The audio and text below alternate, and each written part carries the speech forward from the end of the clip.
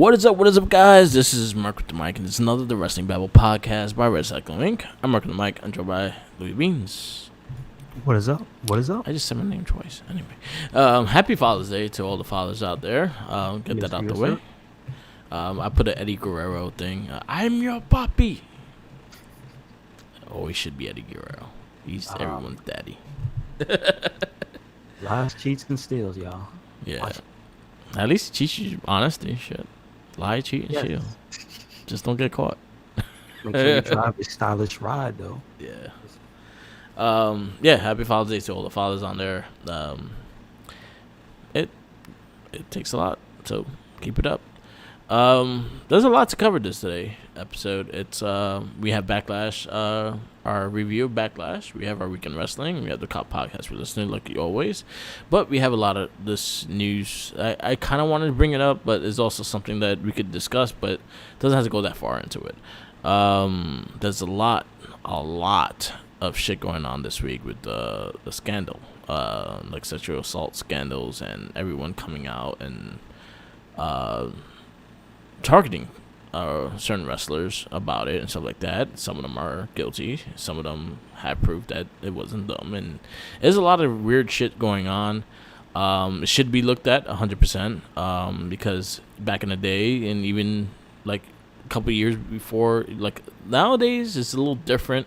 But like maybe 10 years ago, the backstage was a lot different than what it is now, to really look at.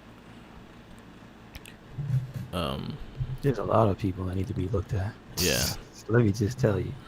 I've seen stuff coming from trainers, seen stuff coming from big federations, small federations. Yeah. Like it's industry wide. And boy, this becomes a big ass problem, and what's left of the mainstream media, it takes a hold of it and tries to get headlines, because you know what time it's going on now. Things are serious in the world. Yeah. And serious gets into the wrestling world and it catches a real big storm. It's going to bring a lot of negative eyes on this. So I think that all the industry needs to look at what's going on and, take account and do the proper actions. Yeah. I don't know what that is. I'm sure you got to do a lot of checking and fact checking, and people got to go to court and this and that. Yeah. But they need to be proactive before a lot of other people start getting lawyers and this and that involved. Yeah. Because right now, it's affecting everything. Like, there's no federation that was not touched by this. NXT UK got really hit. And then you had guys, and some of them already got let go. Some of them are still impending and seeing what they're going to do. But, like, a few guys already got let go, like Jack Gallagher, which is Jack Cathy now. He can't even find him on the internet anymore.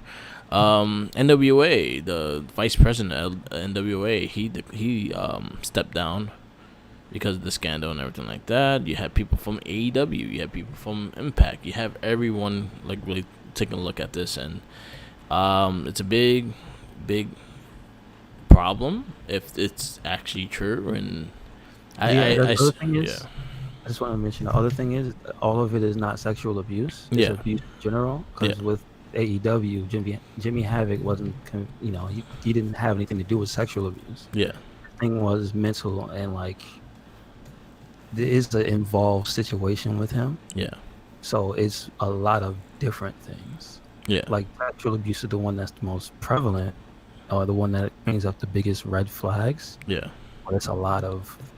And it's unfortunate because he going for counseling. AEW put out a statement for him. So that's admitting guilt right there. That's just saying that means there's a lot of people that are in there that have these problems. Yeah. So they do need to find who has problems and get them out, get them help before they do it to somebody else. Because that's kind of the problem with it being famous on any level, is that it gives you access. Yeah. So the guys who are, and women, because there's women involved as well. Yeah. And TJP came out and saying that he was abused when he was training when he was 15 by a female wrestler as well. There's a few guys that have stories about women that abused them. I got to see. It was a lot. Like I wasn't even trying to dig deep in it. It turned into a whole thing that some of the people I was following was the retweets were coming from people putting out their stuff, and it was like, damn, Yeah. like that. You don't even have to look for it. Yeah, and then a lot of the stuff that came out, like even back in a couple of months ago, with the harassment and just bullying and shit backstage as well.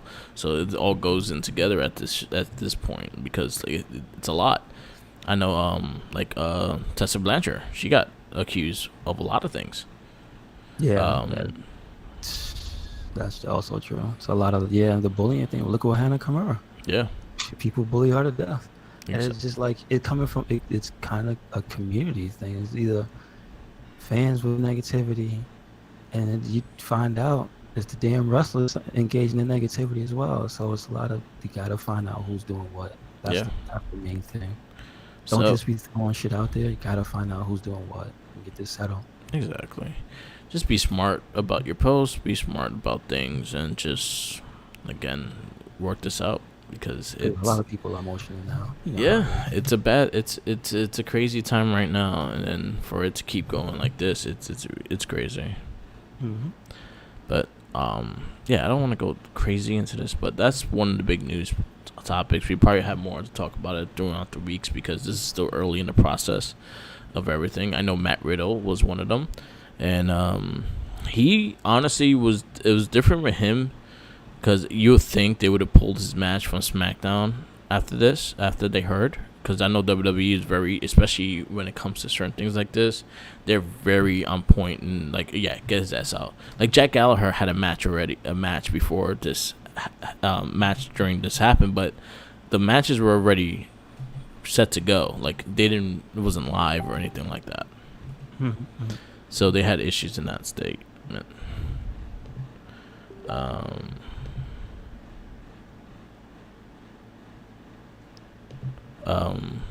Yeah.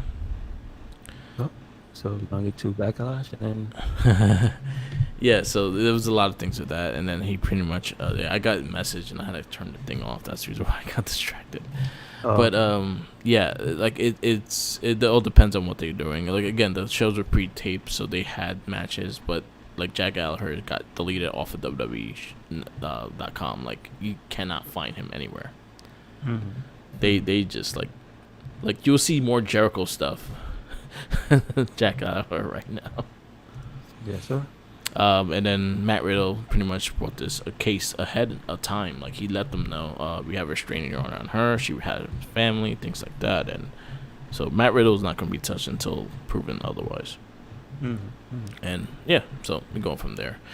Backlash. Yes, Backlash was okay. It wasn't bad. A majority of the matches I saw. Yeah, I enjoyed it. I think my highlights were I liked the kickoff match a lot though. Cruz and Andrade. Okay. That was a good match. I liked the women's tag. I liked the Jeff and Sheamus. Yeah, that was a hard hit. God damn, dude. Yeah. I my issues I think was the Universal Championship match and the Raw Championship match. Universal. Oh yes, yeah. I was a little disappointed with that match because I wanted more off of it. I was mad they changed the stipulation. Yeah. My gripe is the same as Miz and Morrison. At least they brought that up, Yes, exactly. And I thought Drew McIntyre and Bobby Lashley had a great match. Mm-hmm. I agree. I wish they would have did a little more drama there. Maybe because again, this whole night nobody switched belts. Yeah, I kind of felt that was honestly I think our predictions will say otherwise, but I know for a fact I was trying to get the belts off of everybody in my predictions. Well, anyway, with Braun at least, I had Asuka winning. I had the new tag champ. So yeah, I had the belts kind of moving around. But watching this and watching the kind of pay per view that is Backlash it's like just a standard pay per view. It's nothing like the big four kind of thing that you need this title change right away kind of thing. But I think they delivered on the show. For the most part, I enjoyed it. I really did enjoy it. I'll say the first match we start Apollo Crews versus Andrade for the U.S. Championship belt. It was all right. Listen. I got a problem seeing the same match I just saw like 2 weeks. Come on, I'm starting to get tired of that. I'm kind of like Kind of had pointing a little bit of fingers. fatigue. That's all. I'm kind of pointing fingers at Monday Night Raw right now for like very repeating a lot of their shit. Like I feel SmackDown has a more balanced storylines and they do a good job in changing things up, as in Raw has a tendency to just repeat itself over and over and over again. Because Apollo and Andrade probably fought for the last month and a half. We probably got like maybe 4. Yeah, we probably got like 4 singles matches with for them from the last month. Plus 5 will be this match. I'm just saying. Remember, he got hurt. Yeah. They were wrestling before that. Yeah, exactly. They had a feud before that. He got hurt. I guess maybe that was storyline. I don't know if that was real or not. I think it was storyline. And then he came back and then beat him and took his belt and then beat him again. So you know what I mean? Like, come on, man. And he lost twice for the U.S. title before that. Yeah, that's what I'm saying. But come on, how many matches? Come on. Yeah, I agree. The fatigue of the match. But beyond the fatigue, it was a solid match. They did deliver. They do deliver. I liked how this match was set up and how they did it. I'll give it a 4 because the match wise, for the repetitive wise, I'll bring it down to a 2 kind of thing. I'll give it a 3.5. Yeah, like I appreciate it. I know I would probably give it like a 4 or so because it was a good match. But it's just my feelings are, man, I can't get as hyped. You know what I'm saying? There's other guys on the roster. Unless it's like a Daniel Bryan, AJ Styles type of caliber of match, I can't just watch that over and over again. And it's crazy because that match you can't do over and over again either. Like AJ and Daniel Bryan. Daniel Bryan has to be like a final. When you get to that match, it has to be that match and that's it. And then you move on for something else. I feel like you can't have those guys fighting all the time. I could put it this way: you could make me want to watch it if your matches were that long, but were as intense and as varied. Because, again, that match was still, how long was that match? Maybe 30 minutes, 34. Yeah. Like it was long. It was 5 segments. But think about it this way: I've never even seen that Daniel Bryan match before. That's what I mean. Yeah, I agree. It's like, you could give me those two fighting, but for some reason, you know that they'll do different things in that match, so it'll feel like a completely different match. It'll be a different style. That was like he was trying to kill his damn leg. Yeah. You know what I'm saying? And then the other one was trying to kill that guy's arm, and it was like. And the cool thing about, I think, the Bryan and AJ is that you got 2 versions of them fighting each other. The first time they fought, there was the opposite. Bryan was the heel, AJ was the face. Yeah. True that. And then we got the heel. Yeah, so we got like both. He has like turnaround storylines and shit. This match, again, we watched it way too much. WWE has to do something with Raw and stop repeating things because that's really going to start taking a toll and my score of my review of Raw every week, because the fact that if I've seen the thing over and over again and I know the outcome that's going to happen, you're making like Oscar versus Charlotte Flair. It's like the fucking John. You know what it reminds me of? The John Cena and The Rock the first time ever, and then they fought like 3 or 4 other times, and it just pissed me off. Yes, I understand. So completely. We'll get into that later, but for now, I give. You know, I'm gonna give it 3.5. The match was good. It just I've seen it way too many times. Women's Tag Team Championship match: Bayley, Sasha Banks defeat Alexa Bliss and the Iconics. I actually am very happy with this match. It was one of my favorite matches of the night. It was fun. It was entertaining. It had a lot of good, cool stuff. I love how Alexa works as a babyface. Like, she's getting it in a way where even without the fans to get pumped behind her, she gets it. And that's something I'm very, like, I watch and I'm like, she's really good with the hot tag. She's really good at that momentum switch and things like that, and she's doing really good with that, and I give her a lot of credit for it. But all the girls did very well in this match. I feel Iconics need to fix that finisher a little bit, just a little. They're a little clumsy with it. It just looks, I would just say, it looks like, I don't know how it's the same thing as the who used to do that, Gallows and Anderson. Yeah. It somehow looks way less impactful. Yeah. But also, I don't want to hurt nobody. Yeah, I feel like they had to adjust something on that. I don't think it's that great of a looking move. I think they could do something better, especially evolve with their legs or some shit like a double big boot or some shit like that. Because they're very leggy. A lot of the moves involve their legs, so I will say a finisher should involve their legs as well. Hey, why not? Yeah, that's just me. Maybe like a trip in a roundhouse kick, like yeah, the undisputed. Yeah, that is true. That is undisputed, but they could use their legs instead of the. Yeah, I don't know. Yeah, that's true. That is undisputed. I mean, she could do the roundhouse that she does, and the other one could use her legs to trip the other. I mean, they used to do like a knee. I don't know what Billie Kay's sweep looks like. Yeah, she has to practice that. She want to be a Mortal Kombat character. They used to do like a knee, like a bulldog to the knee. Like I think Billie Kay will put her knee out and Peyton will DDT bulldog on top of the kneecap. Okay, that's what they used to do, I think. But let's see. I liked the match though. It was a very fun match. I gave it a 4.5. I give it 4.5 too. Like I'm enjoying Bailey's character. I'm enjoying Sasha and getting back into the swing of things. And I do like the little tension they get off of each other, even though they're still like fully teams and they're defending the fact that they don't have tension and kind of thing. She be beating them. I'm just saying, Sasha out there, she proving herself the boss, the blueprint. But then she got killed Wednesday, which I was fucking laughing my ass off. Oh no! Oh, you killed them. Drop kick. Oh man! Oh no! She Germaned the shit out of Sasha. R.I.P. But anyway, really good match. Very excited to see more of the tag titles being on cross brands.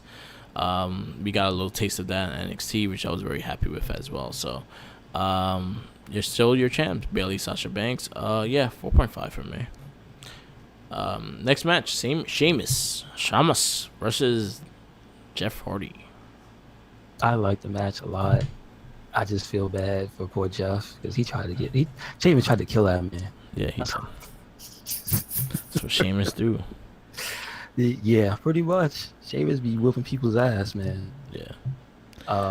I mean, that's pretty much what the match was for me. I come to a Sheamus match to see Sheamus do Sheamus things, and unfortunately, Jeff Hardy was in the way, so got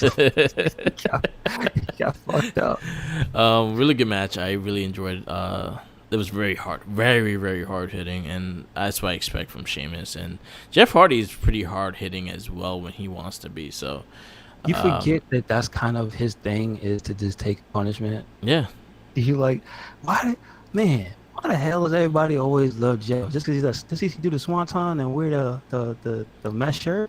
No, it's because he gets his ass beat. Yeah, he gets his ass beat and he throws his body at people. Mm-hmm. And he's like the heaviest, like 200-pounder there. Yeah, they said. That's true. That is true. Who says that? I think it was Edge. Edge said that he's the heaviest 220-pounder you ever fucking lift. But yeah, really good match. I give it a 4. And it's still continuing the storyline. Yeah, I'd be quite expect to see a twist though. I bet you it's not Sheamus that was actually driving the car. Who was it? I bet you it was Eric Rowan. Ooh. Because he's back.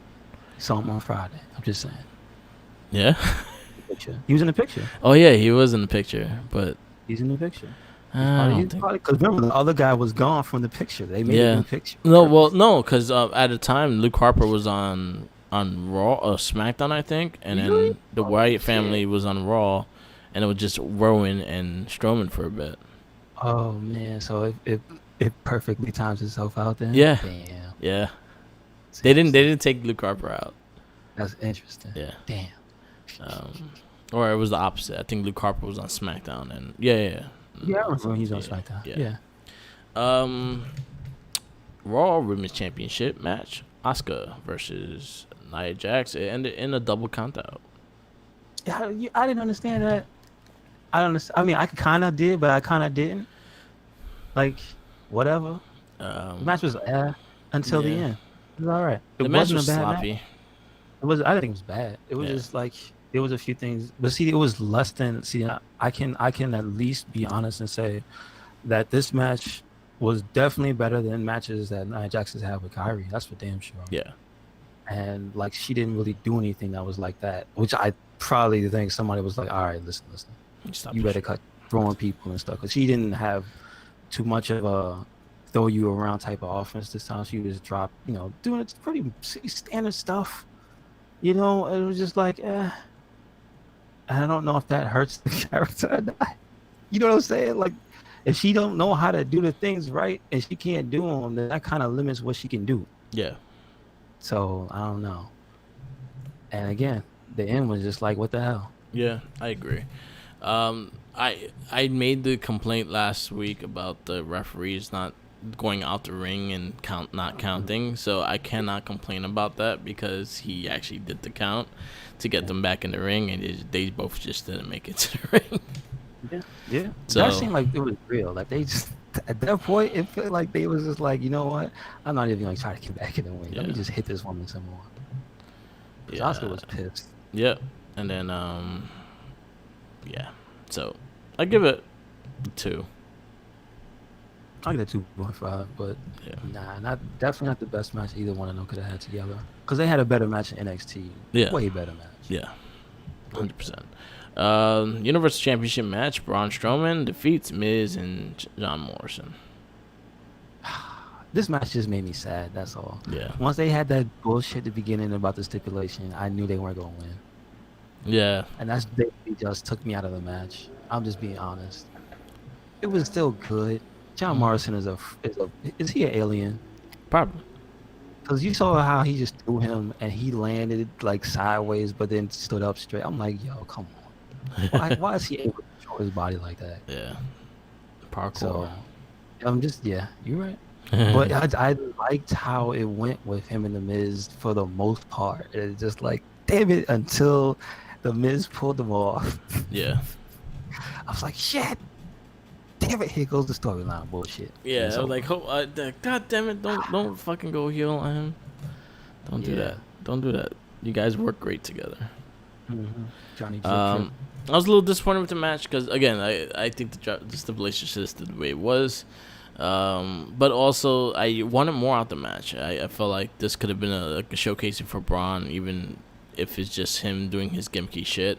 I swear, if WrestleMania he does not come out with a freight train, I'm gonna be fucking pissed. All right, yeah. He better come out on the fucking train. He needs to conduct his hat in some overalls. Yep.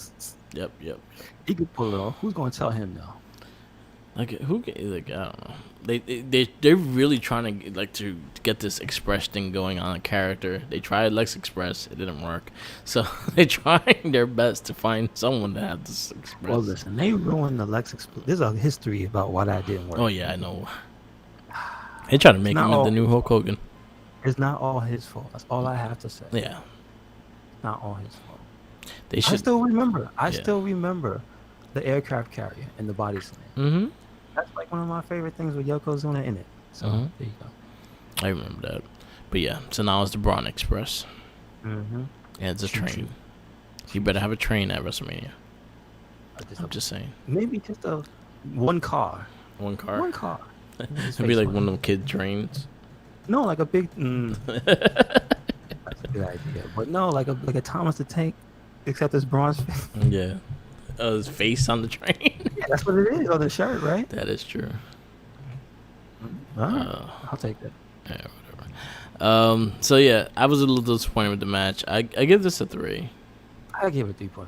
I give credits due, man. Visit Morrison still had me happy for most of that match. Yeah. It was just once the storyline kicked in, it was like, damn it. Because I wanted to see what could possibly be pulled off if you do a co-championship with those two. Mm-hmm. Like, I'm sure it's probably some situation that's been done before, but why not do those two? They kind of did it with the women's title, with Candice LeRae and Layla Cool. Not Candice LeRae. Michelle McCool and Layla. Okay. They were co-women's champions, and each one had a piece of the belt, and they put it together when they fought matches and shit. Was it like Power Rangers? Did they get super strong? No, it's just they had they split the belt so they both have a piece and shit. Was it entertaining? Yeah, it was. Okay. All right. Well, that's all I wanted. That's the only one I can really say that they done it. And when New Day does the 3-man tag, the 3-man rule kind of thing. But they never gave them a shot at a single title that they all could be the single champion either. And I still say Xavier Woods should have won that U.S. championship. Just saying. You still can. Yeah. Still can. But that tournament was for him. I'm still angry about that tournament because he had the best promos. He had the best gimmick, period. And y'all eliminate him the first round. He had everybody behind him too. Like, y'all pissed me off, man. Xavier Woods for U.S. champion. Yes, please. And Big E for WWE champion. Oh Lord, I can't wait. Oh, Daniel Bryan loves Big E. You know that? Like he fucking fascinated with him. Why wouldn't you be? He was like, he's such a big, thick guy, and he could do these things. I still want to see Big E as champion. Me too. So if Big E becomes champion, all three become champion. So he'd probably be the one to do it. But Kofi would be the 2-time WWE champion. But see, look, we got to go into the week in wrestling because there was a lot of stuff that happened in that first segment, man. So keep moving. So WWE Drew McIntyre defeats WWE Championship. Drew McIntyre defeats Bobby Lashley. I actually liked the match per se. Like the match was hard hitting. The match was actually really solid and stuff like that. They had some gimmick shit in the end, but I thought for a first outing for Bobby Lashley, almost winning the match but lose because of technicality, I think it helps build the story. I like that, and I'll accept that. I'd have preferred him to win, and then have because this is the thing that it doesn't really happen anymore. Is like any big title. See, this could here's the thing. Like we talked about them doing the same people over and over again. Yeah. Right? Now, had it been different between Andrade and Cruz, right? Mm-hmm. Where Andrade loses, Cruz wins, Andrade gets it back, and then they have some type of storyline to go along with that.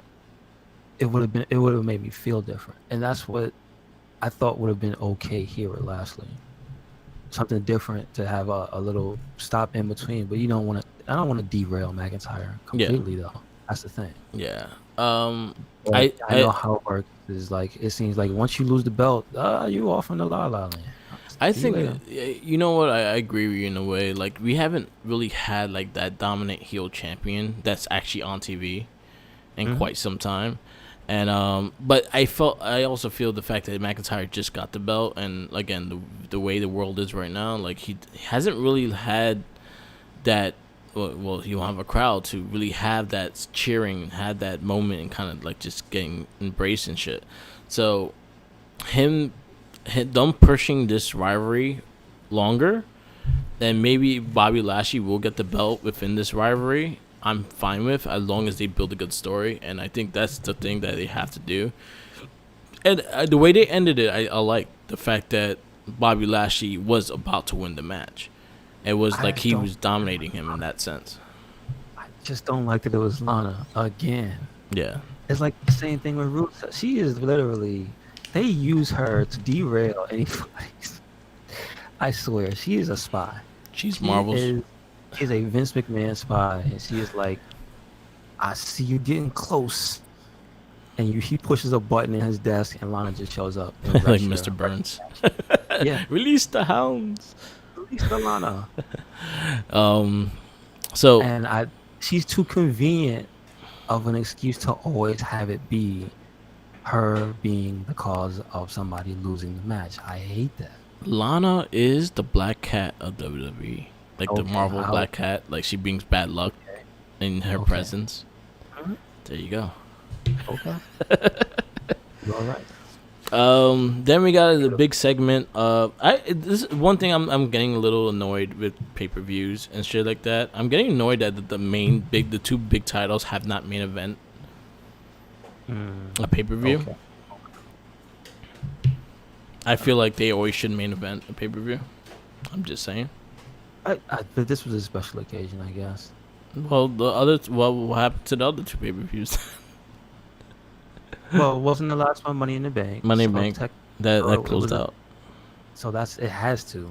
It kind of has to. Yeah. and then hasn't like this was the first time it closed out. Usually it goes on first and like middle, so you have that drama of a WWE Championship being taken that night. Well, see, it was a special one, so I feel like I accept that. The men's and women's at the same time. It, you know, it had a special thing for the time. And then what was the one before that didn't have it? What was the pay-per-view after Mania? Two before this, like it was this one and then two more. Before WrestleMania? I'm sorry, I don't know. I don't think there was a pay-per-view after. I think Money in the Bank was after WrestleMania. No, was there one before WrestleMania where it didn't, or no? Or it was just these two? I can't really think about it right now, to be honest. But yeah, nah, because I think it's okay for what they were trying to go for. Yeah. But I feel bad for like, because even Kofi never got that shine either. Like most of his matches weren't main event. Really, that sucks. And that's kind of it's like, yeah, if he's the main title champion, you gotta like highlight them. And he was having fucking amazing matches with like Daniel Bryan and shit. This is true. I would have took that. That should honestly, to this day, I still say that match should have closed out the show. I still think he got the shaft, and it sucks. Yeah, because honestly, if you actually, I rewatched the pay-per-view recently, the WrestleMania, and the crowd after that match, the crowd was dead. They were tired after that. They used all their energy on that fucking Kofi win. That after that match, you barely heard anything from anyone. Yeah, I could imagine. Anyway, but I just feel like, did you go back and watch that episode of SmackDown when he lost the belt in 8 seconds? Yeah, I didn't. I don't want to see that bullshit. He got the shot. That's all I gotta say. So we got a big segment with Street Profits and Viking Raiders part of this pay-per-view. I guess it was to get ready for the Randy Orton Edge match. I did like it and didn't like it. I felt like it was, again, I agree with you with it being too long, but the concepts and the dumb shit they did made me laugh. Like the fucking ninjas, the motorcycle ninjas and the giant ninja, and Tozawa being the leader of those ninjas made me happy. I popped for Tozawa. So good. Yeah, so I was fine with it. Yeah, I was definitely happy with what they did in concept, but execution was just that's a little long-winded. The Viking Prophets. I like the logo when the how it went with the music, like a kung fu movie. Like there's a lot of cool things that were happening. Yeah, it was just there was too much of it. That's it. I feel like they're dragging it a little too long. Like it's gonna get to a point that it's not gonna be funny anymore. It's just a returning thing. Well, now the Street Profits are actually fighting Tozawa and the Giant Ninja. Well, they fought him and got help from the Big Show on Monday. Well, they're going to fight him again on Monday Night Raw this week for the tag titles. See what I'm saying? Okay, come on. If you give the tag title to Tozawa and the Giant Ninja, I'm all for that. All right. Okay. This could be going somewhere. But then where you go from there? Because then you give it. No, this is what happens. Look, you don't just do that. You give it to the entire faction. So it'd be like the Spirit Squad. No, so it's Tozawa with one belt. And the entire ninja squad has the other belt. So he's like the Dark Order now? No. He's the ninja. He's the ninja squad. That's it. No. He's not anybody else. I'll take it. It was a fun segment. Again, a little too long. I would have took like 10 minutes off of it because there was a lot of things they didn't know how to explain. I got what they were getting at, and it felt like they was like, yeah, you got it yet? Okay, now we're going to move on. So that was my only thing. It was just too like you said, the explaining was kind of getting into it. Like if it had cut the whole part where they were talking, when they were standing there looking at the ninjas and stuff, and from that point to the point where they were about to fight was like 5 minutes. Yeah. And then Ivar got the turkey leg psychically, and he had the force, and like that part was funny. Like if they had cut all that other stuff and it was just like, all right, time to fight. Get your weapons, and then Ivar would have went, whoop, grab the turkey leg. I'd have been like, yo, it was just, it's so good in concept. It really is, but it was just too long. Yeah. And then we got our main event, the greatest match ever. Oh, how dare they? Randy Orton defeats Edge in what they technically call the greatest match ever. Was it a great match? Yes, it was a great match. It delivered on every aspect of what you want in a great match. So I will give it credit where credit's due. The match was fucking good. Yes. I think if you take it out of the bubble of being called the greatest match ever and see it for what it was, then a lot of people would respect it for more than just that. You know what I mean? Mm-hmm. The bad thing I still think was they overproduced it just a bit too much. Yeah, I think they did that too, and it kind of cost them as well because Edge got injured on one of the pre-producing shit. Yeah. So I think they kind of didn't. I think they should have. I think there's something, to really think about it, I did not like the crowds. Like, a lot of people like the crowds. It's a noise. It kind of annoyed me. I understand what they were trying to get at. They kind of wanted to feel like a real audience and things like that, but it threw me off when the crowd was going crazy and I see just the NXT people just playing with their toes and just moving around, not doing anything, and the crowd is going loud. Yeah, you gotta do better than that. Yeah, so that kind of threw me off on everything. But other than that, the match itself was great. I like the homage to everything that they fought, all the people they fought. Like, they did the Angle Slam, they did the Three Amigos, they did the Sharpshooter, they did the I'm Prettier, they did the Pedigree, they attempted the Figure Four, they did somewhat of a Batista Bomb. They did a lot of things from their past, which I actually really thought was kind of cool, and how they did it worked in this match. I like when Randy Orton is engaged and not lazy. When he's engaged, he is probably one of the best wrestlers. When he tells a story, he's one of the best wrestlers, and I think this is something in that category. Like him finishing with the punt. The punt was probably one of the most deadliest moves for 2 years. So I like that. I really like that a lot. And he didn't finish it with the RKO. He finished it with the punt. Gotcha. And it was just, it was basically telling a story throughout the ages. It was like, all right. And that's pretty much what it accomplished, and I think it was good for it. I think that's my only negative would be the noise. That kind of, again, when you talk about what we're here for, is we're watching something and we're trying to get into the what we're watching, and that's one of the things that was pulling me out. Yeah, like you said, when you see the crowd, and it's like 10 dudes there. They're playing with their toes too, and they're not even cheering. They're just like staring. Somebody pointed out something funny, where one of the girls had the shirt of the person on, and it was booing them. I saw that meme. It was like, why are you booing the Iconics when you have an Iconic shirt on? It was the Iconics. She had an Iconic shirt on, and she was booing the Iconics. Silly. So how dare you? But yeah, that's it. Other than that, I would give the match like a 4, maybe even 4.5. But I was taken out by that, and that's about it. So I watched the match over again. After I was listening to T.J. Wilson.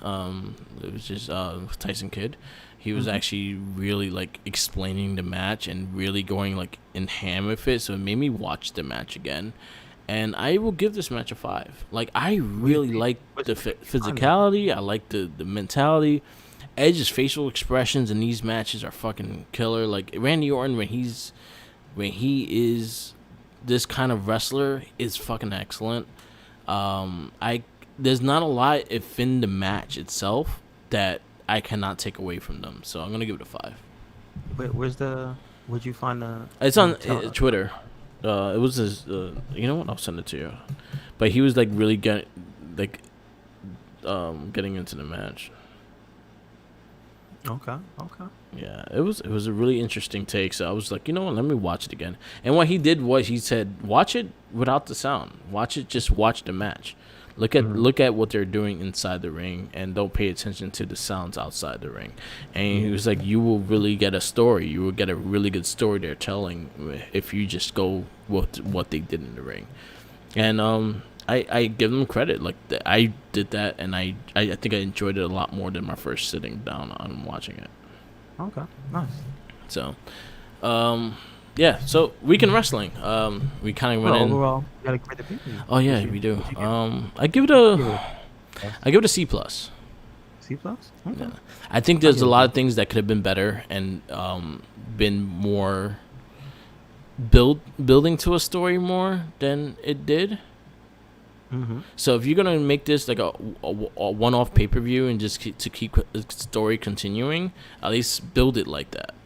And I feel like they failed on that. I just feel like it was weird. Yeah. A lot of the stuff, the greatest match thing was weird. I'm talking about leading up to it. Yeah. That's just weird. Yeah. It really is. It was random. And other than that, they were like the Andrade Cruz repetitiveness was kind of like killing it without giving me the intense matches to want to look forward to. It was like, and then that was about it. Yeah, it was just like it was kind of lackluster leading up to it. Even though I had favorites, that was about it. So yeah, I could see that. I agree. Like it just had like there was something about it that was off, but for the most part, the match itself was an excellent match. I also like the T-shirts they came from it, so I was fine with that. They had like the greatest match T-shirts. They had like Bulldog versus Brett, Bailey versus Sasha, and T-shirts and shit like that. So I was like, all right, I like those. Going into Weekend Wrestling, we had Monday Night Raw. Sorry we took long with Backlash, but there was a lot of shit to talk about. So Monday Night Raw, we kick off with the Peep Show with Christian. It wasn't a Peep Show. It wasn't a Peep Show. It was Peep. Peep Show. Anyway, the Peeps. He got to show his face, huh? Yeah. He got to talk to Randy for a little bit. And you know what happens when you talk to Randy for a little bit? Something bad might happen to you. I enjoyed the hell out of it. I thought it was good. I thought they executed good. I thought they both were very passionate what they had to say. And I like, this is the time, especially with no crowd, when the promos hit hard. Like, if you're good at a promo, you're gonna fucking nail it. And when you're not, you're gonna hear it. You're gonna see it. I think this is the time, especially now, like the promos, everyone been pretty excellent with promos. So this is true. This was great. This was a great start. We got Kevin Owens defeating Angel Garza. I thought that was a solid match. Man, they're funny. Yeah. They're few. I mean, Andrade suit with Sharp Patel. Yeah. I got to give him props. What was Zelina Vega this week? Because recently she's actually been different characters. I don't know if you know. I forgot what I saw. Oh, Jafar. She was Jafar. This week or was that last? She was Jafar because she had the cane that had the cobra on it too. Okay. So I'll say Jafar or like the Jasmine with the red. I don't know, but it was Jafar. It reminded me of Jafar. Okay. Cool. Because it did look cool. Well, I'm just saying. I know it's always inspired by something. Yeah. There's a little tension going on in the team on Andrade and Garza. They don't have a name, right? No, they don't have a name. I'm mad to say that I don't want to care about this unit only because they don't have a name. Yeah. It's great. You gotta get a name, guys. Come on. Yeah. Something. What would you name them? Do you have one? I don't know. I don't. It has to be probably something Spanish, I guess, right? I guess so. I don't know. I don't know. Are they both Mexican or is it just one of them? No, they're both are. So it has to be maybe something Mexican? Yeah. I don't know. Anyway, the match was good. Zelina and Andrade and all of them having issues, so basically that's kind of what's going on with that group as well. Good match though. Bobby Lashley told Lana he wants a divorce, and it was a whole segment. She was talking that shit. Yep. So, again, I feel like this is typical. How many divorces has she had on television? 2. Like, stop it. It was okay. I kind of got annoyed pretty fast with this whole segment part, but it is what it is. They're trying to build something, so I guess what it is.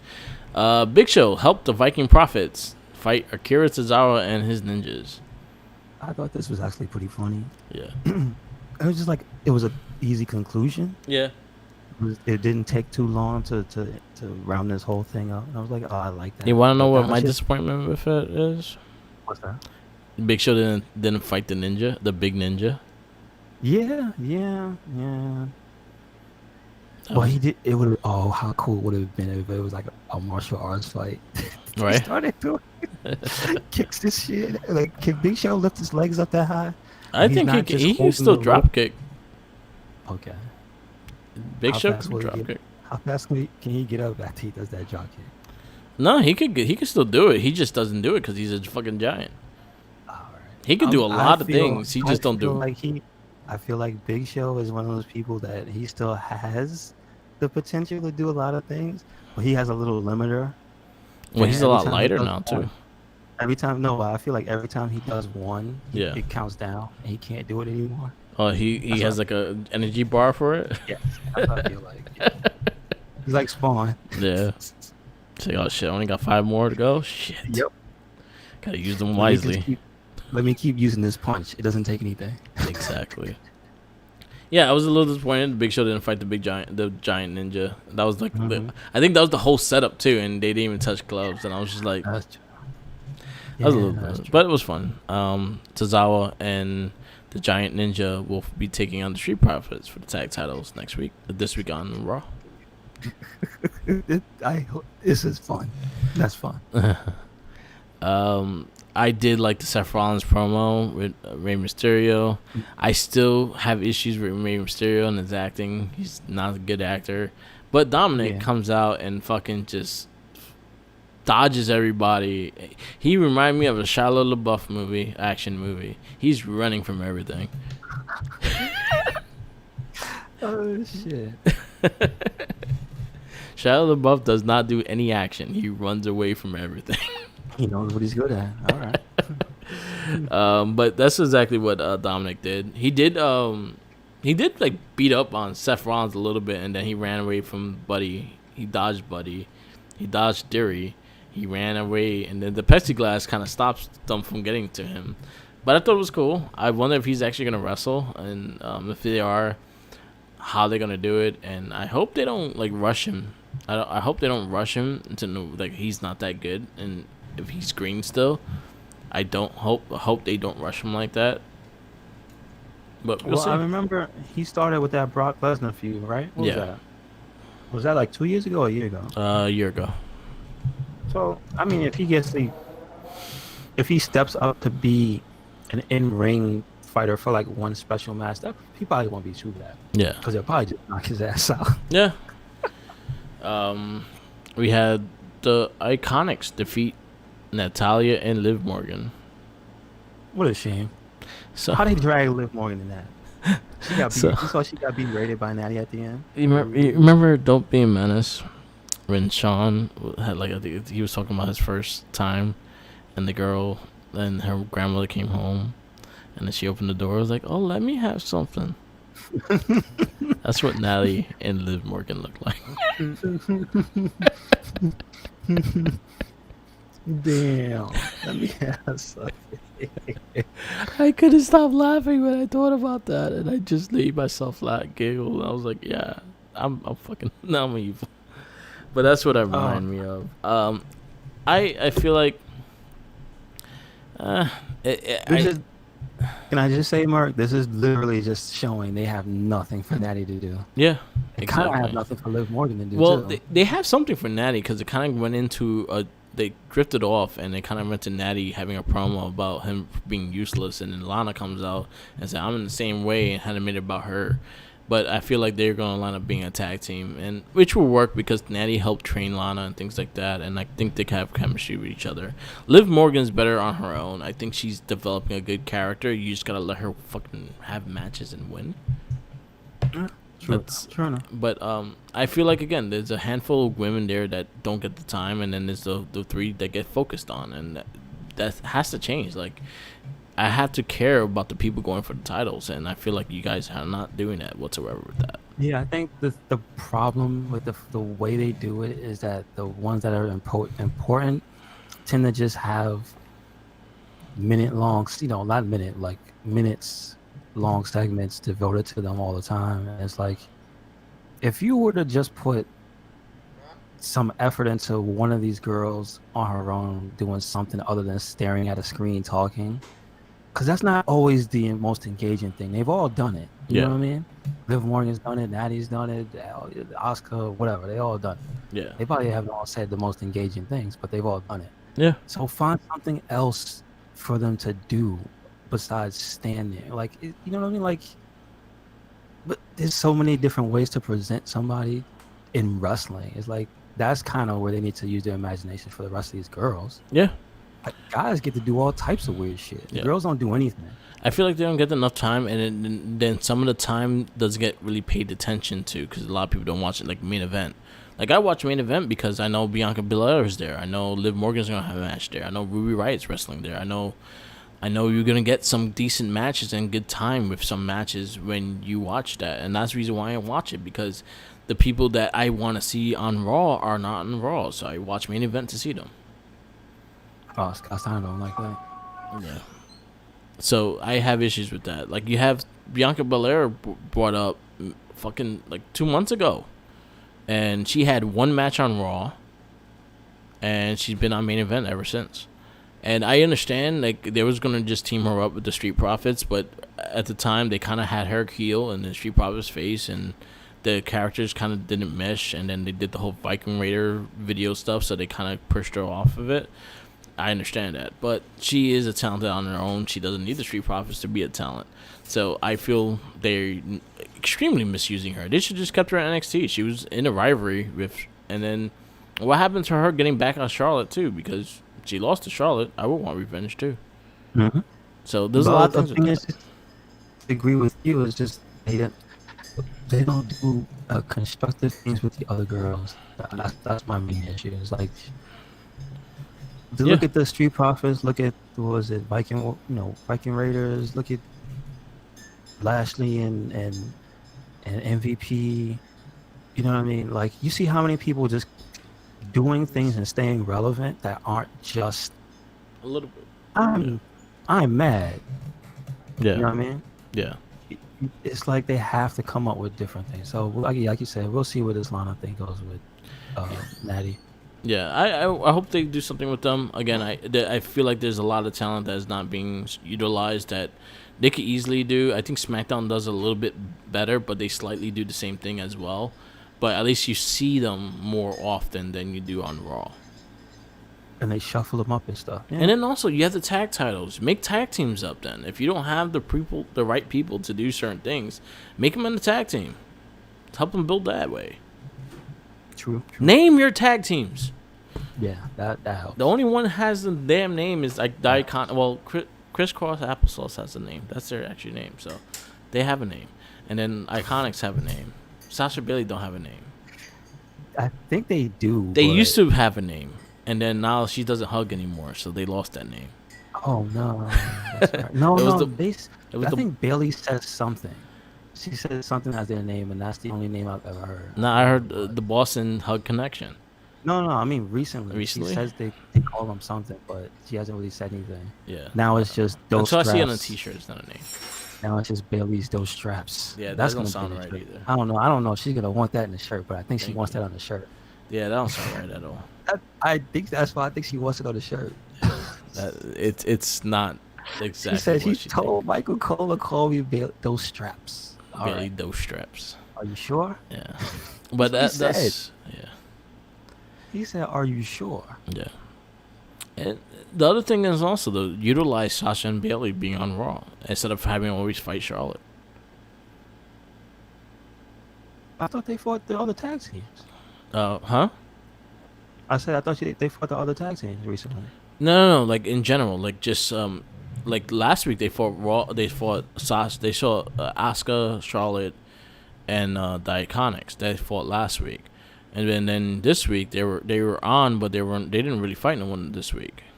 No, they were celebrating. Yeah, they were celebrating. The Iconics came out, which is awesome. Yeah.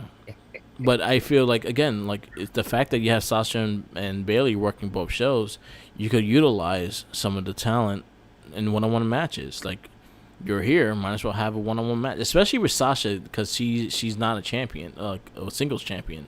So you could use Sasha as the single competitor on Raw. Like, have her go against Bianca Belair. I want to see that match. Things like that, you know? Mm-hmm. I feel bad for the women's division on Raw because again, you only have 3 people that get shown time, and then the rest is just there. That is true. Oh, okay. Before we go into that, let's go further into this because this will be a long cast if we keep stopping. Apollo Crews and defeat Shelton Benjamin. That was actually a really good match. Yes, sir. Yes, I was happy with it. Shelton and MVP had a conversation, so Shelton Benjamin may join Lashley. I'll be fine with that. Yeah, why not? And then Drew McIntyre and R-Truth defeat Bobby Lashley and MVP. This match was great. Yeah, I actually liked the whole storyline setup. I like seeing R-Truth in that main event picture. I'm all fine with that. I mean, I do like just the entire night they had set up for it. Yeah, which is pretty cool. The different interactions between McIntyre and Truth, and it's just like, all right, I like this. And I like the fact that he gave Truth the win. Yes, yeah, that was cool. Then we had the Iconics pretty much talk shit to Sasha and Bailey, and they got themselves a tag title match, which will happen on Monday. We'll see. Let's go. And we end. No, we're not even ending yet. Raw champion Asuka defeats Nia Jax. This was a better match than they had on the pay-per-view, but it was still a kind of a sloppy match. Mm-hmm. But I liked what they did. Okay, give them credit. Right. And then we end the night with Randy Orton punting the shit out of Christian. See, this is what I said. If you talk to Randy for a little while, something bad gonna happen to you. And then Ric Flair hit him in the balls, and he did it. And then there was a little thing that Ric Flair was warning him, "Get away! Don't do this to Randy." And then you don't trust former teammates. I'm just saying, I wouldn't trust him. Evolution is a mystery. What it changes, no one sees. Yeah, it's evolution. Now they're all old, and he still will hit you in the balls. That was a great show. That was the end of the show. It was a good Raw though for overall. Mm-hmm. The lack of the women, that's my little issue with it, but for the show itself, I give it a B+. Yeah, I give it a B. Again, I didn't get to see everything, so yeah. What I saw was alright. I say did you watch AEW? I got to see the first hour. The first hour? Do you watch the Stark and Cody match? I did. It was good. The match except for the end. Yeah, me too. I loved it. Was a good match, dude. Starkman Jones. Yeah. Stroke Daddy. Yeah. I'm a little mad. I'm just a little mad that he's not in NWA anymore. But I don't think he says he's signed. He signed. It's free agent. Yeah, he signed. They made it official online. Okay. All right. That he did sign for AEW, so he's exclusive to AEW. Okay. And that crazy fucking chick. It was cool. I did like the way the setup was for the match, though. Yeah. Was that he was an outsider coming in to take the opportunity. Yeah. And the way he he doesn't get enough credit for his promo. Stark can talk his ass off about different things too. That's the thing. Yeah. So I appreciate that. I knew you would love that when I saw it was when it was Tony when it was him. So I was like, yeah, you definitely gotta watch that. He's somebody to watch. The rest of the show, I didn't have much hype for. The abandoned, what was her name? I got to see that. She was fucking. She looked like she got choked. She is creepy. She's creepy as hell. But wrestling wise, I would like to see more, but I was like, all right. For a character that looks like that, she's too fancy with her moves. I see what you're saying. That's my only gripe with it. Like, she's doing her Karanas and things like that. And I'm like, I expect you to choke people and bite them and shit. Yeah. Exactly. Where are your eyebrows at? Jesus. Yeah. MJF fought Billy Gunn. I got to see that. It was okay. It was silly. Yeah. It was because that's the thing about MJF is that he ends up almost in a style similar to Colt Cabana. He'll either have a serious match or he'll have a match that has just a bunch of comedy in it. Because he literally walked away from the match and Billy Gunn carried him back on the shoulder. Like, come on. After the match of the chicks with the girl, the XL one, Brody Lee, brought out a contract for Colt Cabana. Oh yeah, and She I joined saw the Dark Order. they took the girl. The Dark Order came and took the girl. Yeah. And We have Candy. I guess, right? Did he sign it? I didn't see if he signed it or not. But they took the girl, and I think they said, "Oh, we got Candy," and then she was like, "Okay." All right. Can I show you magic? Sure. I think they're gonna land up winning the championships somehow, some way. The Sex Gods, they had a little promo. It was fun. One person I'm gonna give credit to, and I've been enjoying what they've been doing on AEW, is Britt Baker. I've been enjoying the fucking character that she's doing. I've been enjoying how much of a hole she is. That kidnapped by Swole. And she's been a fun character to watch, and that's been one thing that's been consistently entertaining with her character. So I'm gonna give her credit where credit's due. I agree. Cody versus Ricky Starks. I was happy with the match. I did not like the ending. I think they could have had a better match. I have this gripe with Cody Rhodes and his moveset, and it just bothers me sometimes. But I feel like he could have better matches if he makes more sense of his moveset. That's my only thing. I did not like the first match was a tag team championship match with QT and Dustin. I liked it up until a point. I didn't. I got lost in the match. I stopped caring about the match. When Dustin and Kenny bumped heads and he hit his knee. Yeah. That became such a focal point of the match. Like, it took me out of it. Yeah. And then they switched out and Hangman got it, and I was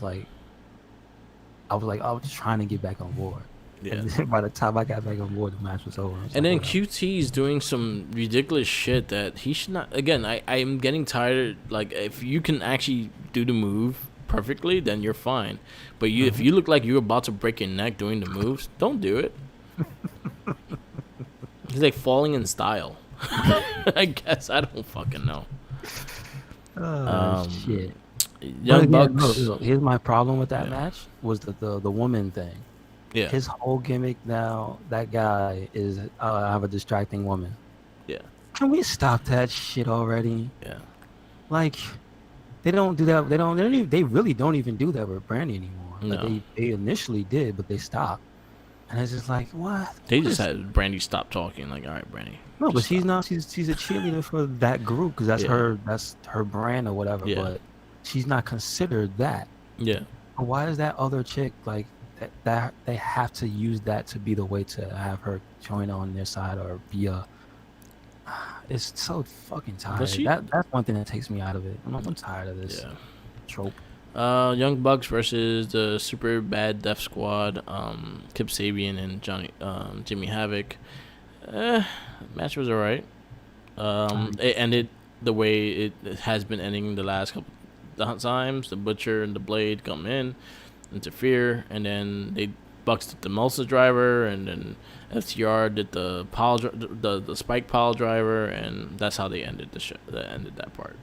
Oh, okay. Nothing special. Were they both in the ring when they did it? Huh? Or like they were outside or something? No, they did it inside the ring. Oh, okay. Right. When they jumped in, the FTR jumped in. They looked like they're building a match, but they looked like they're trying to be friends first before they build the match, I guess. I don't know.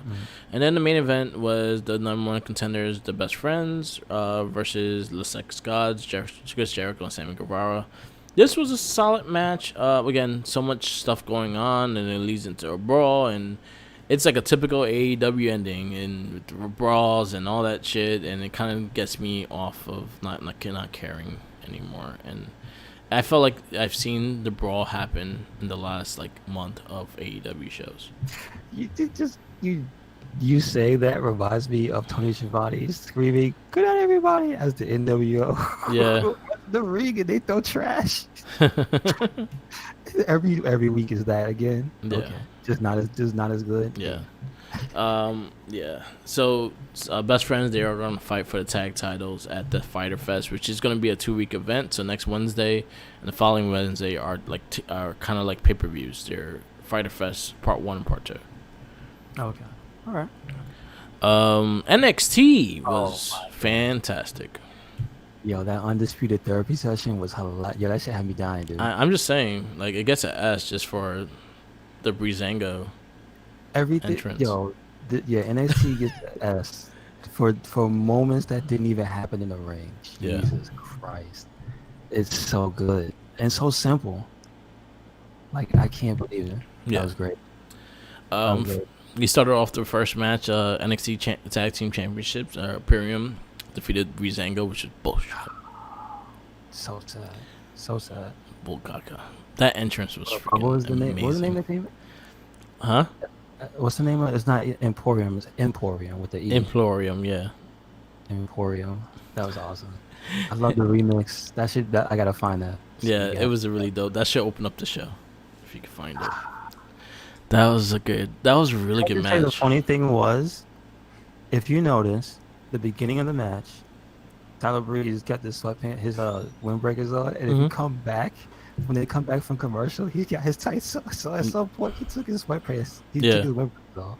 God, they're so good. It was a fantastic match. I miss Dango.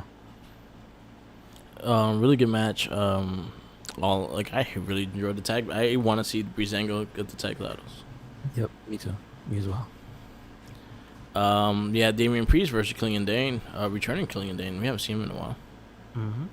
It was a nice hard hitting match. Not their best one. I like that 3-way, the pay-per-view more, but did they really even mention that they had a feud? Not really. I don't think it was mentioned. Because I thought that was weird. Actually, no. I think he did mention it, but it was like a very brief thing that they talked about. Okay. Solid match. And then you had Aaliyah actually win a match against Zia Lee and Robert Stone. Drunken Robert Stone. I love how this all paid off. Yeah. And something. It's not over yet, but he just was slowly deteriorating. Yeah. And then he had the bottle. And then he was outside the ring. And he was a distraction. Killian Dane hit the plexiglass and scared him. And then he's on the apron and he throws up in the ring. Yeah. What is going on? So, then we got a 4-way promo with Balor, Gargano, Keith Lee, and Adam Cole. Very interesting. Really, Regal looks high as a kite in the video. He looked happy not to be there. And he pretty much has Keith Lee, Gargano, and Balor fighting for the North American Championship, and the winner fights Cole July 8th for champion versus championship title. It's gonna be awesome. Can't wait. That's gonna be good. That 3-way is gonna be good. I think they're gonna have a good match. Yes, sir. I'm loving what Gargano's doing. I love his heel character. So and then Balor's just been killing it. So it's gonna be fun to see. I have a feeling Keith Lee is gonna win it though. Yeah, I feel it. But I can always dream. Hey man, Finn Balor, North American champion. Why not? Oh, and they broke the clock. So someone broke the clock. Which the backstage. It was Keith Lee broke the clock. He broke it.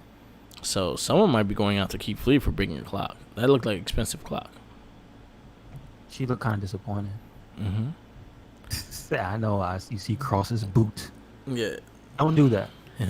Don't ever do that. Don't step in glass. It can go through your shoe. Don't do it. Dakota Kai defeats Kaden Carter. Can I just say, Dakota Kai is my favorite woman in NXT right now. I'm sorry. She is so evil. So evil.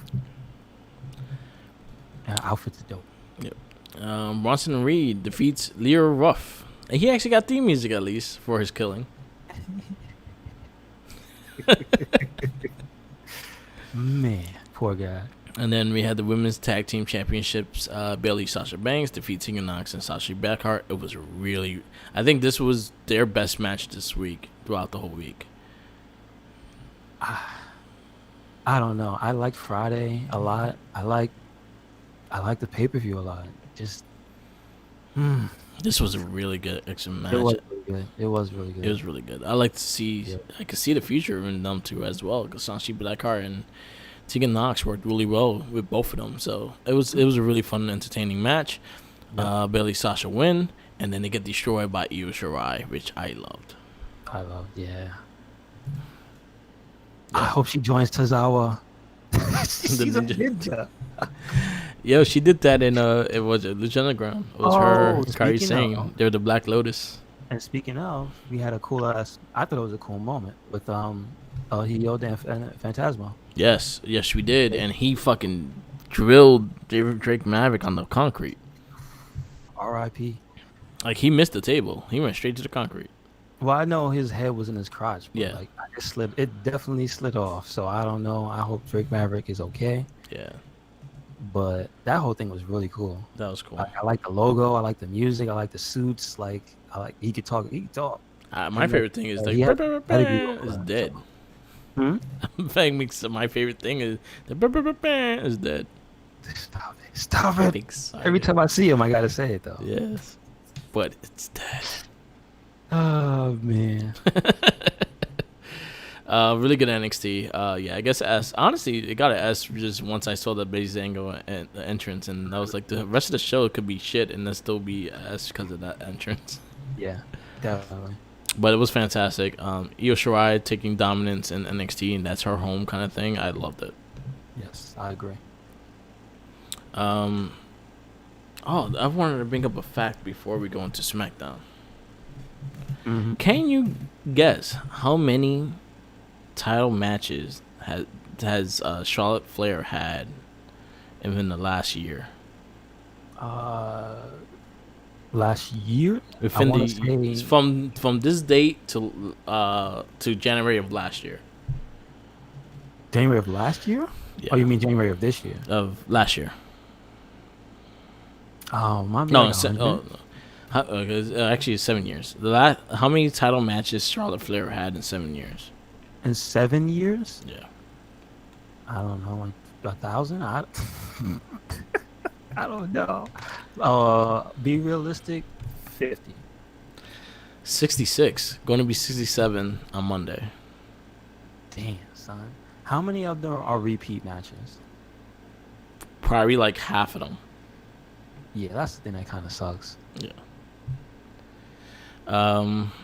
What's for next? SmackDown.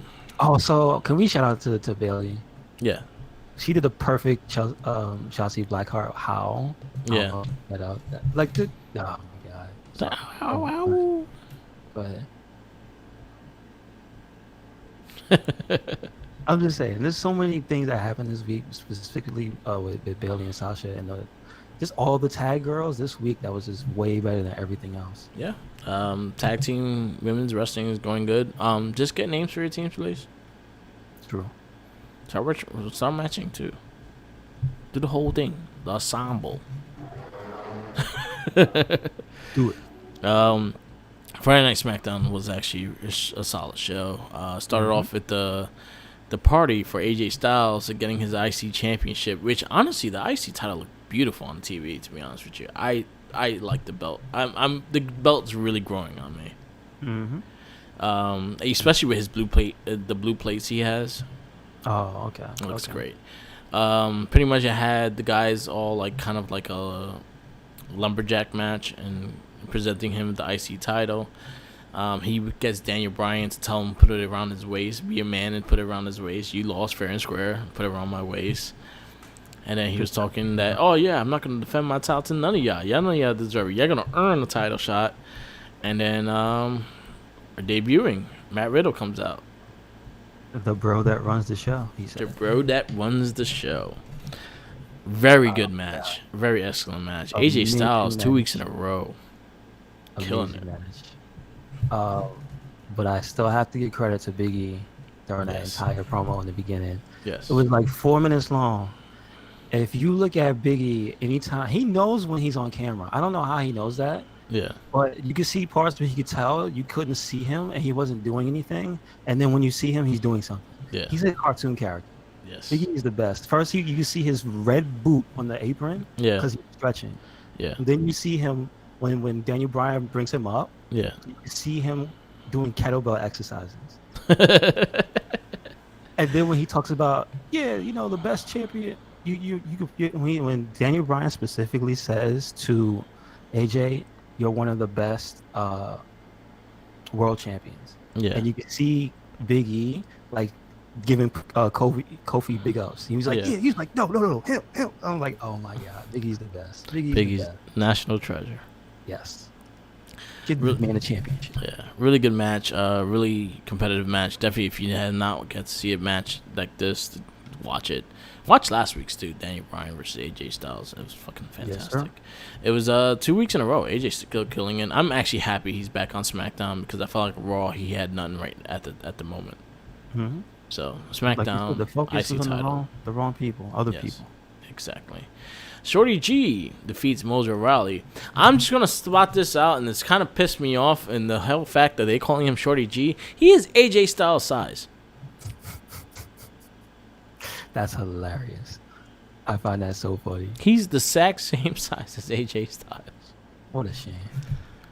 They need to kill that game. I'm sorry. They need to end that. Good match though. Yeah. Mojo's getting better. I'll just put it that way. Mojo is finding his spots better, and I think he's an excellent promo. If you use him right, you get a good guy out of him. I just mean like he's showing things that like he looks like, I'm not gonna say like a veteran, but he looks so much more comfortable in the ring too. That's good. And the one thing that needs to go is he needs better ring gear. Yeah. Like that whatever, that bullet hole gotta go. Yeah. Who shot you, Mojo? Himself. Don't say that. Damn. It's the line, the person that has the lines on his face. That's the one that shot him. The New Day versus Lucha House Party. I love this match. Yeah. Yes. Very excellent match. Gave Lucha House Party like a very good rub and just being competitive with the New Day and for the tag titles. Love the New Day outfits and all. I like the Sasha Banks and Bayley fucking coming out while they're the tag team saying they're better than them, they're better than them, and Sasha been doing that online and like just ribbing everybody, saying, "Oh, we're better than you too. We're better than you. We're better than you," and people are like, "Oh, you're not even close enough. Oh, we're better than you too." Mm-hmm. So I was like, "Yo, she's playing y'all. Stop fucking taking it serious." I'm telling you, those two specifically have been on a roll, just having so much fun, but being so good on camera. Yeah, like Bailey the whole time talking about I'm taking notes. When Biggie threw Biggie and Kofi joined in. They threw the jackets at Graves. Yo, fucking Biggie beamed. Yeah, they hit him dead on too, accurate, super accurate. That's been Biggie's thing. He's been throwing that jacket at fucking Corey Graves every fucking chance he gets. It's so good. But just them joining in, like, I see one of my favorite things, and I'm sad now, was again, and I don't know if it's timely, but one of my favorite times in wrestling takes me back to that picture. Again, I brought it up before, called Black Excellence, when I had all of them went together. Sasha, The New Day, and Rich Swann. Yeah. And it was just like, even if you add in Bailey in them, because they were hanging out during that time, that was around when Up, Down, Down was getting big. Mm-hmm. And it was just like, they have such chemistry together, all of them. Yeah. I really wish there could be a faction that had men and women in it. Yeah, I agree with that. There was a chance. I actually, I remember when Team Bad was existing. And New Day and them were doing the skits with them and shit like that. Those were hilarious and very full of personality. Just saying. And they always said, like, if there was a female person of the New Day, it would have been Sasha Banks. I'm just saying. That's the person they always said. Like, there was always she was like the unversion of New Day. Like, she always was part of it. So, in that sense. And then you also had like the Carmella working with the New Day with the Mixed Match Challenge and things like that. You always had some fun things with them. You could easily do it if they focused on, like, even Imperium could actually add women to that group. It's for the excellence of wrestling, right? So you could add a pure wrestler female in that group. That's true. You right. The Kaylee Ray be perfect for that group. Okay, gotcha.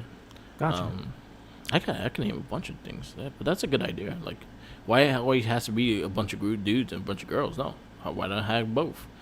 Why don't they help each other out? Kind of like Gargano and Candice LeRae right now. This is true. I love what Keith Lee said. Yo, Oh my goodness, NXT is so. There was just so many good things this week. We might as well. Let's just finish the show. Yeah. And then you also got Nikki Cross versus Sasha Banks, and it closes out the show. Very good match. And then we had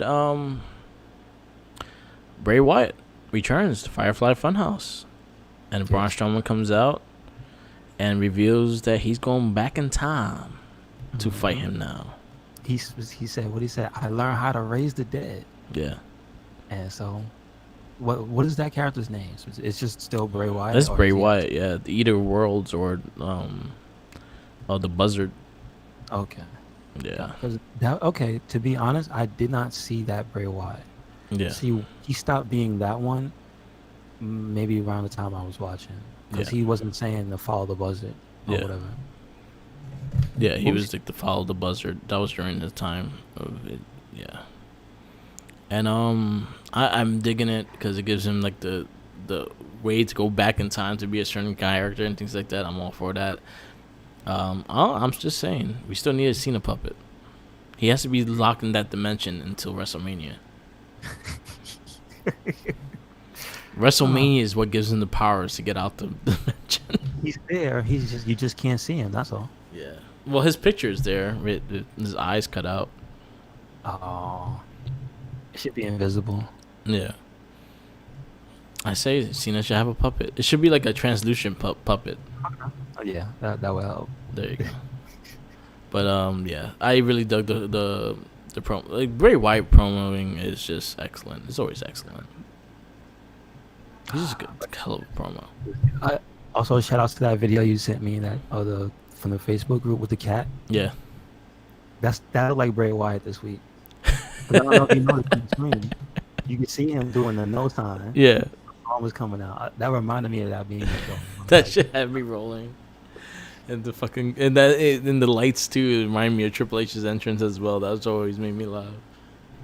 All right, so that's our where we get a SmackDown. I'll give it A+ as well. I'll give you a little rundown of the things we listened to. The New Day podcast, they did a question episode, really funny episode. They talked about that that Xavier Woods has to be the 300-pounder now because Big E's losing weight. Oh yeah. So he has to both up and shit. Really good, fun podcast. They always entertaining. After the bell had Undertaker on, really good conversation. Kind of goes into Yokozuna and a conversation that you never really heard him say before. So I definitely listen to that. And Corey Graves' interviews are not that long. They usually about 45 minutes to an hour. So he doesn't go really long with them. So definitely check it out. Who else was on something? Corey Graves and Carmella have a new podcast called I forgot the name, Bare Minimum or something like that. No, I get that right. They just launched it. It was just like a couple of advice and things like that. It's actually not bad. It's pretty funny. Okay. Carmella's a pretty funny chick. Yeah.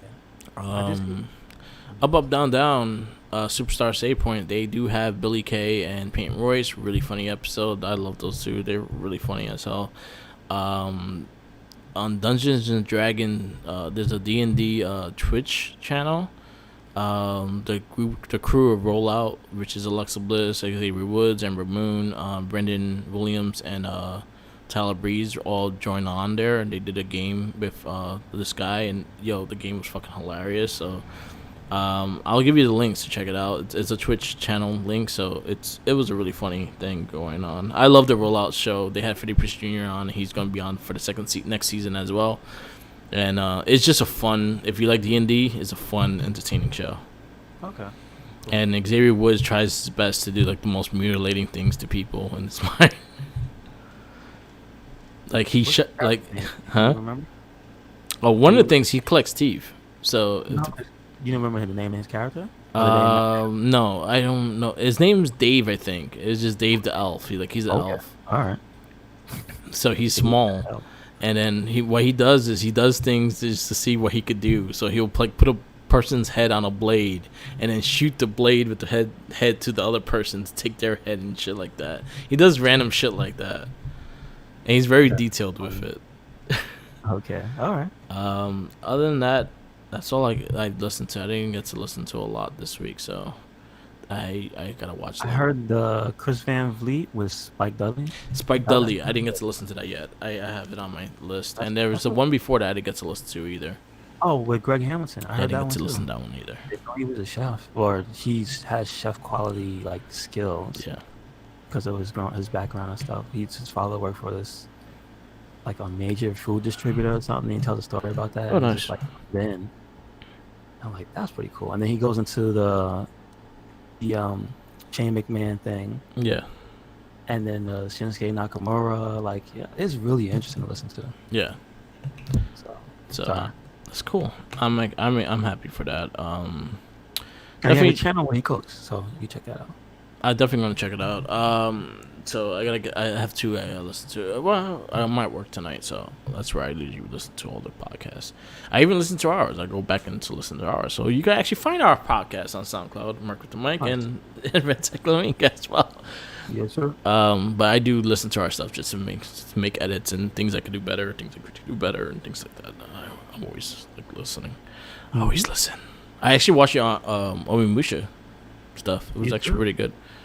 I actually watched like the first 3. I gotta watch the other ones. That game gets pretty hard at the end. Yeah. Why Capcom? Why? So I guess we leave this off. This is the Wrestling Babble podcast. I'm Mark the Mic. That's Louis Beans.